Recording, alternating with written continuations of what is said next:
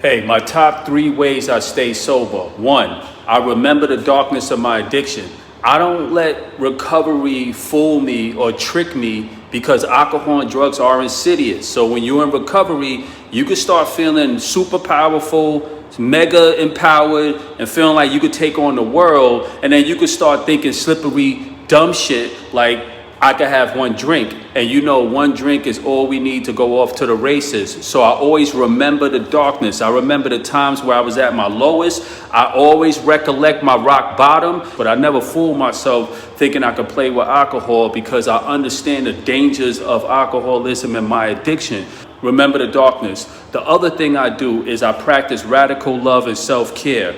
So I make sure I take care of myself. I make sure I'm always hydrated. I make sure I'm always eating well. And I make sure I release any emotions that I have. So if I have a problem with someone that I love or a family member or a friend, and I got to get something off my chest, I make sure I do that because I don't want to harbor too much resentments in here because that'll cause me to start to spiral. And you know what happens then. Last but not least, I deal with my mental health. And I go to meetings, right? So that's kind of twofold. I go to meetings because it's important to connect with other people, and that's in addiction, that's in recovery. When you go to a meeting, you're going to be seeing people that may be fresh off the streets, going through it. You're going to be seeing people with 50 years. You're going to be seeing people with 1 year.